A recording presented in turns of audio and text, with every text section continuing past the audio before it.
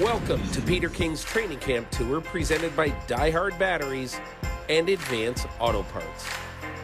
So, finally, 5 takeaways from training camps that I want you to sort of download from my brain. Okay, number 1. Remember early on in training camp when Ryan Jensen of the Tampa Bay Buccaneers went down with a knee injury?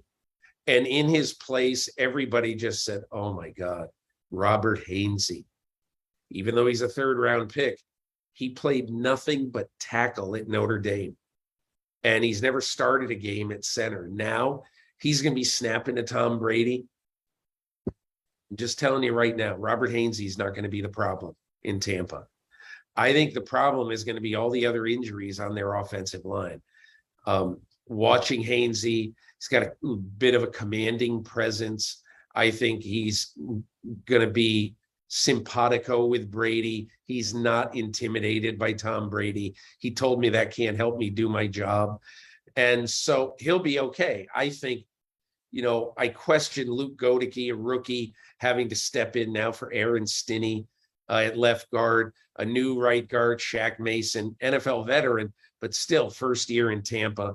And now their best lineman, Tristan Wirfs, he's out. Don't know for how long, maybe not for very long, with an oblique injury. Boy, I'll tell you one thing. Tom Brady he's got to be careful about, and I think Byron Leftwich has to be careful too on play calling. And I think that they're going to try to emphasize getting the ball out a lot more than maybe they normally would. Okay, my second takeaway from camp, and it has to do with the Los Angeles Chargers. I'm just going to tell you something that I found that was like really interesting on the Chargers. J.C. Jackson, cornerback, who probably is going to team with Sante Samuel Jr. at corner.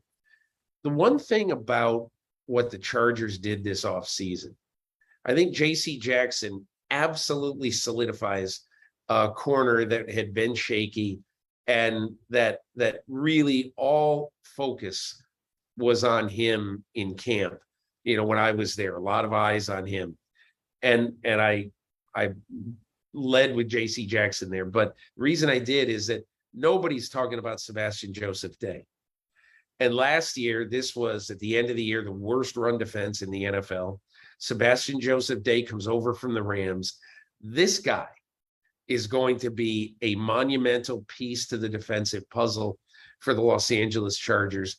And he is going to be a vital piece to the puzzle for the San Diego Chargers, or the Los Angeles Chargers, excuse me. How many years will it be before San Diego goes out of my mind on that? Okay, 3rd, New England.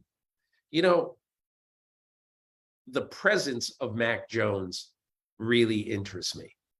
And that is, you're talking about a guy who has 0 questions about his leadership ability, the fact that he is running this team now. He doesn't say anything. He doesn't do anything. He just is out there early and late. And he has taken the mantle from Devin McCourty and Matthew Slater, who basically said to him, be you. And I could tell in this practice that the orbit around Mac Jones, just from what you see, just from players coming up to him and all that, is extremely focused on Mac Jones and his ability to lead this team. What does that mean? I don't know. This is such a new team with so many new pieces. I can't tell you how New England will play.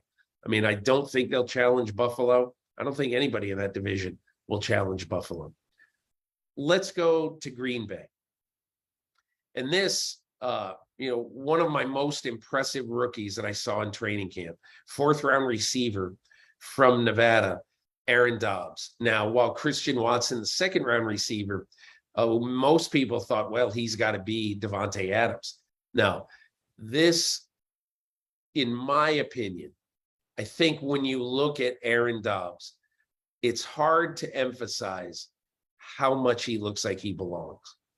And I know that after I left there was some stuff from Rodgers that he was a little bit questioning of a lot questioning of the route running of his young receivers. I can tell you that he's very happy with Doubs, and I do think that Doubs opening day is going to play a major role in whatever happens to this team this year.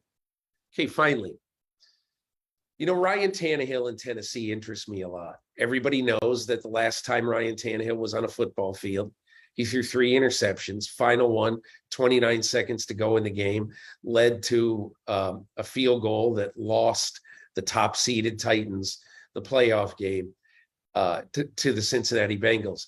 And afterwards, you could not find one defender of Ryan Tannehill in the city of Nashville or in people who love the Titans.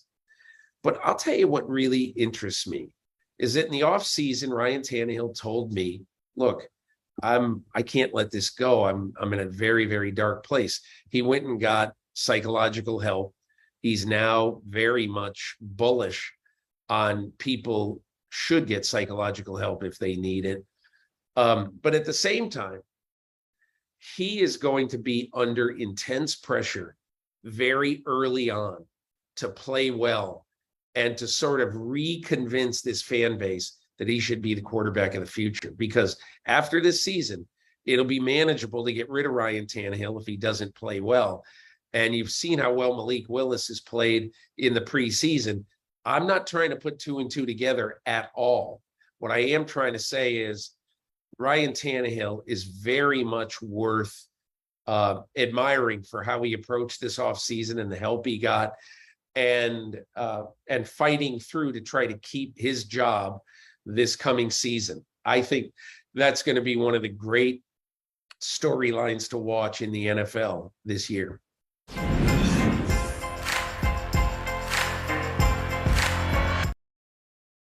Hi, I'm Mike Tirico, and thanks for watching.